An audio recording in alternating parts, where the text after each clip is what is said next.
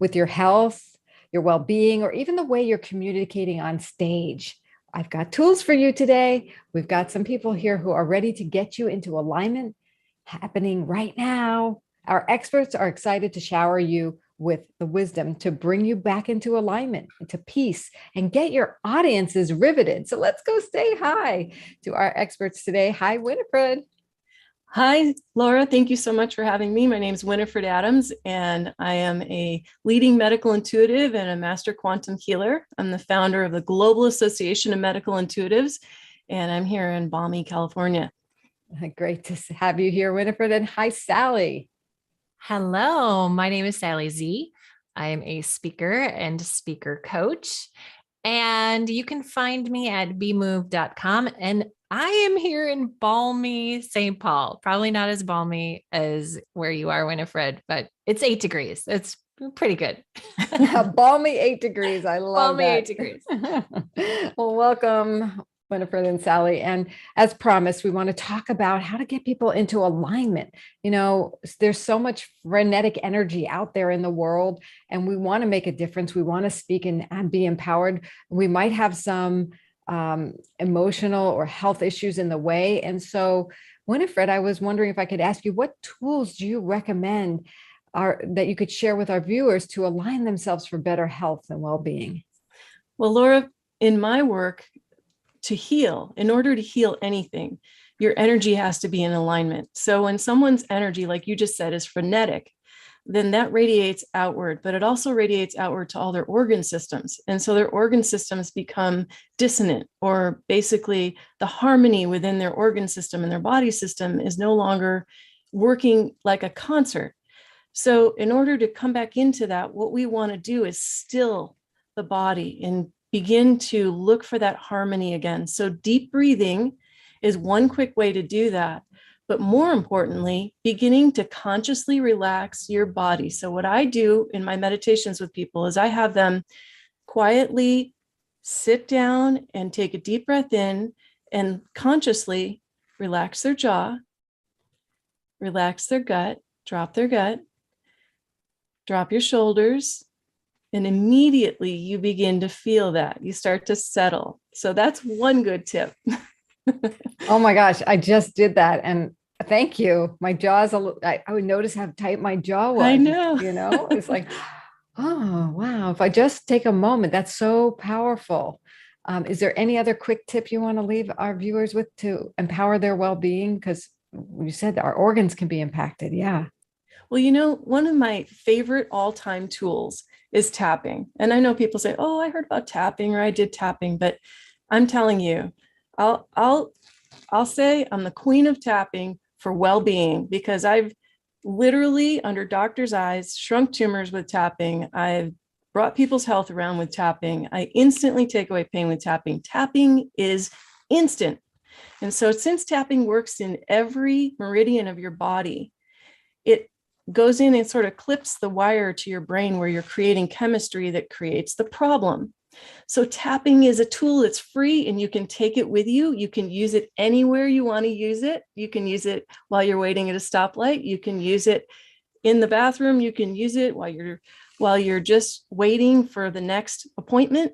So here, even if you did it right here on your chin and just stated, let's say take relaxing. Okay. So you're feeling a little frenetic. Okay. So you state what you are feeling. So relaxing my tension. And you repeat after me, relaxing my tension, relaxing my tension. And you keep saying that out loud, relaxing my tension, relaxing my body. It's instant, and it begins to change the chemistry in your body. That's just one tiny quick tip. Oh my God, I wish we could spend all afternoon here, but that was changing, state changing in a sense. And I know just when I was doing it, and I want to get over to Sally here, I was feeling relaxed in my jaw, and that's going to help me speak. So Sally, I want to ask you regarding speaking and being able to align an audience. What tool do you recommend now, once we've maybe done this tapping and gotten into our body with our breath and our relaxation? Yes. Okay. Well, thank you for, Winifred, thank you for that, because same thing. I was like, oh gosh, yeah, my shoulders, everything. I didn't realize how anxious we are. And that is the energy we often bring out front, is this like, oh my gosh, the frenetic, the excitement, the nerves, and it makes connecting with your audience really, really hard. Now, I personally believe, and I have seen this to be true over the last 20 years of coaching speakers, is stories are the tool of connection. We all know this, but one of the tools and the strategies that I use with my speakers to really create that sense of connection and alignment is to make sure that you are using stories first. Everyone's like, yeah, I use stories first. But even when they say that, what people are often doing is they're telling us about the story, or they're telling us the point of the story before the story, and they're undercutting the persuasive power of stories. Stories get us to feel before we think. And we have to feel if we want to create that connection and alignment with our audience. It's an emotional connection. It's about resonance of, I recognize my human experience in yours. And so we have to sort of ask the brain to hold off for a minute. We'll get there. We're not just doing the emotional appeal, but we're going to start with that emotional connection with our stories. So it's got to be story first. Hold your point till afterwards, because then they're bought in, they're with you, they're interested and curious, and then you can make your point afterwards. This is brilliant. Like, don't give the punchline before you tell the story is what you're saying. And so I've had the experience, and I'm sure other speakers have, like, what story should I tell? Like, I'm deer in headlights. So where do you recommend we pull a story from, or what question do we ask ourselves to get that story? Oh my gosh. Did you know that I'm doing a workshop next week all about finding your story? I mean, you probably didn't know that. You didn't know that, but it's such an important question. I was like, wow, does Laura know something? I don't know. No. It's such an important question. And the thing is, there are stories all around us. So we tend to have these beliefs that, like, our life is boring. I don't have anything interesting to say. I'm only really worth telling a story if something dramatic has happened. And that is just simply not true.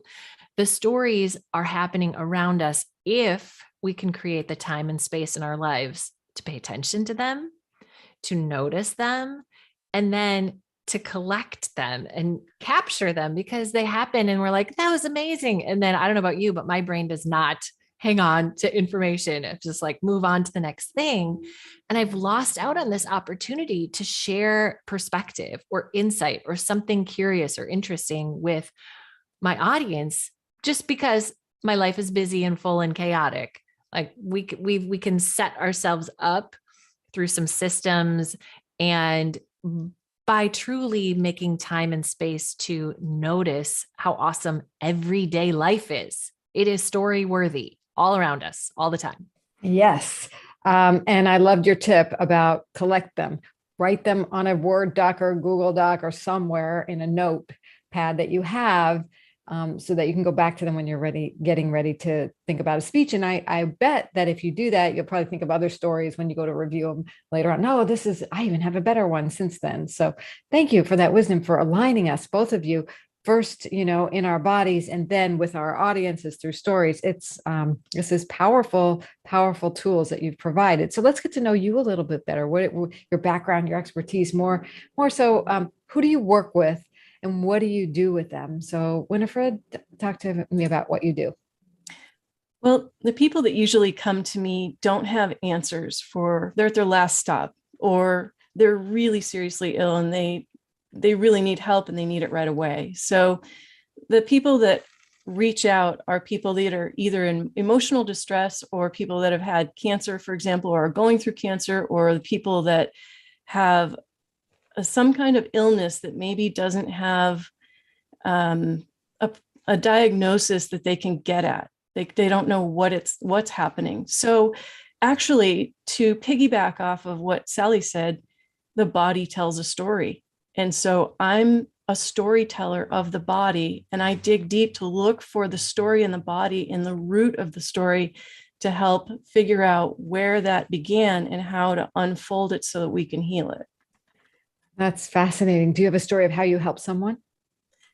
Yes, actually. Well, I'll give you a story of a heart surgeon that I worked with, and I actually assisted him with his heart surgeries, and I did it at a distance, and he had asked me to do that. And then after a successful surgery where the man was technically going to die, but he didn't. In fact, he was able to complete the surgery and go through it because of the energetic exchange that we were doing. The surgeon said, I could feel that. I could actually feel that in the middle of the surgery. And he came out with flying colors. But now I need your help. My son's in ICU and I need your help right now. And so I began to intuit what was needed in that, because I wasn't in the ICU and he didn't tell me what was wrong with his son. And so it's a little hard to bring somebody into that situation, especially with family members when there's an emergency, and say this crazy blonde lady's going to come in and she's going to do this stuff for you. So they have to kind of bridge that gap a little. And he said, I said, wait till your family is gone. And if you're still there, text me and I'll help you remotely. So we did that night. I said, take your right hand and put it on this spinal column right here, and take your other hand and put it up here. And we did this via text, probably for about 45 minutes. And the amount of energy flow that came down through his body and through his hands actually mitigated the symptoms on the spot for the child. And we repeated that process until I went back into the ICU. He finally invited me into the ICU, and I went there a few days later, and the child had been progressing. He was doing better. But there was frenetic energy in the room, and the child was tapping on his head because he had spinal meningitis, and he was a baby and he could hardly handle this. So what happened is I did what I showed you in the beginning. I stilled myself. I sat down in the nursing chair and I quieted the room, and it's like a vortex. And I just brought the energy in and down, and everyone, all the adults, fell asleep in the room. No joke. The nurse came in and she's like, whoa, what's going on in here?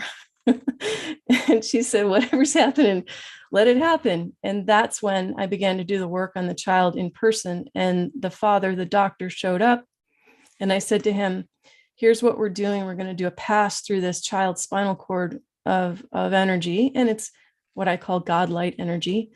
And he held the feet. I put my hands on the child's head, and the energy came through the child so profoundly. The doctor said, I'm shaking, I'm trembling. And I said, just ground it, hold on to it. And he did.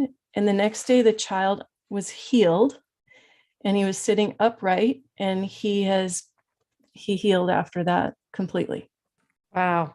Powerful stuff that you can do as a medical intuitive. That's incredible. Thank you for the amazing life changing and sustaining work you're doing.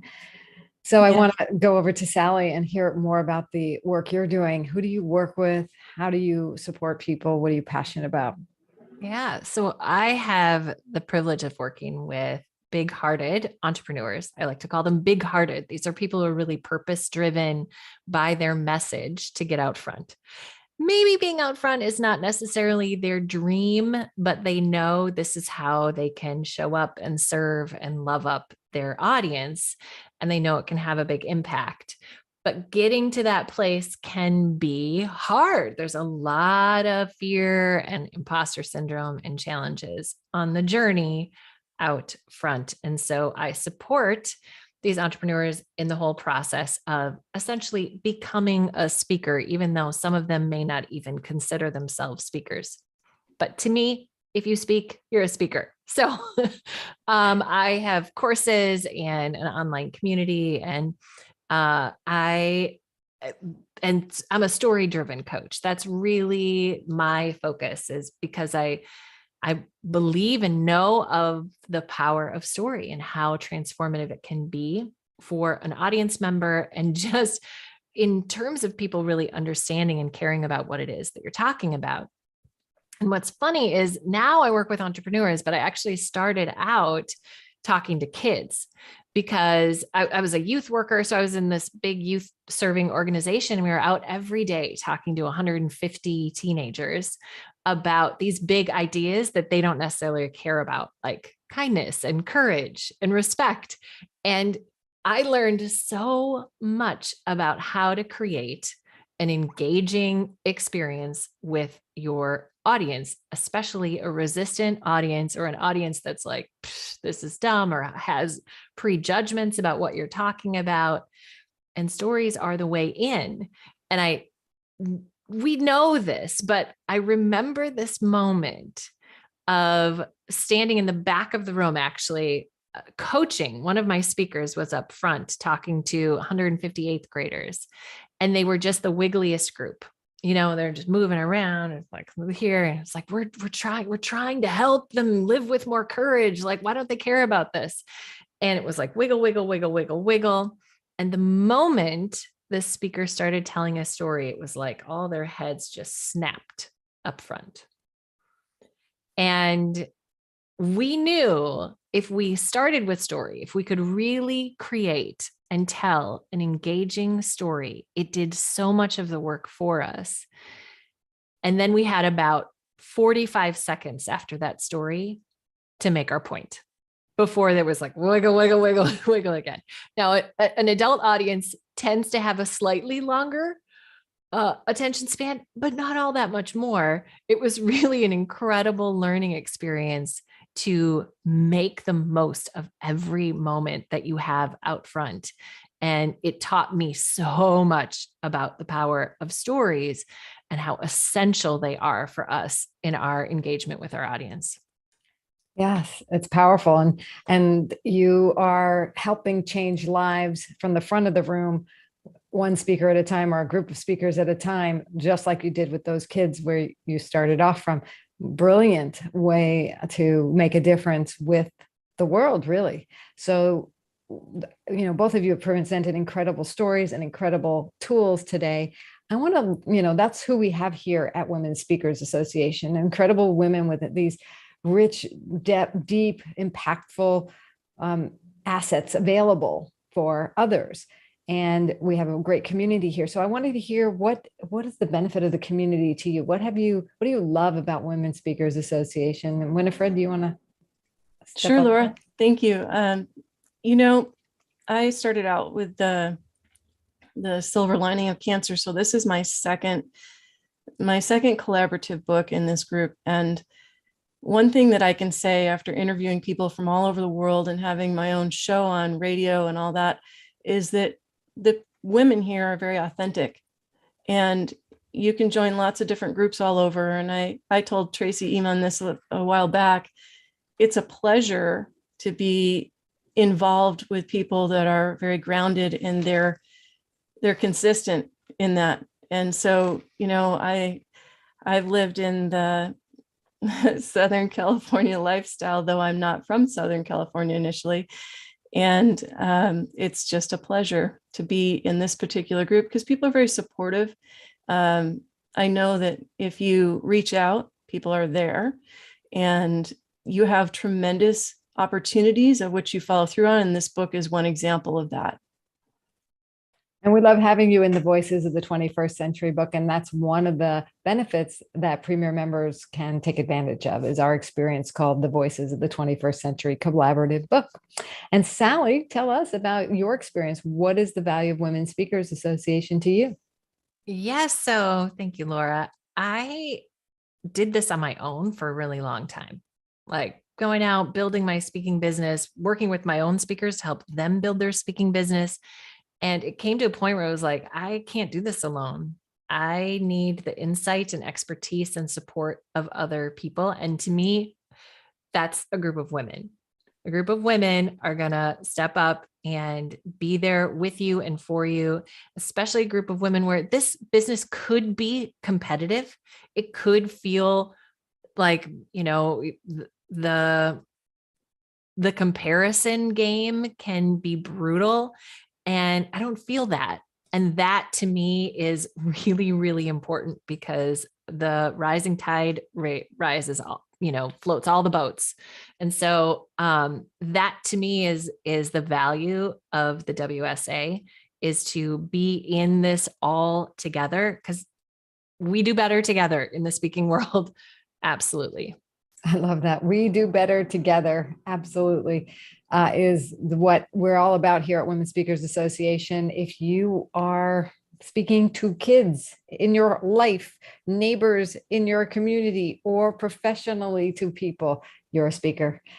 We have a sisterhood here. You can learn more about it at joinwsa.com. Or if you kind of want to check us out, go and download our free speaker success plan. It's a roadmap, and you'll get invited to a Zoom call with our founder to kind of create your roadmap, or at least hear about it, talk about it, hear about other people's at speakersuccessplan.com.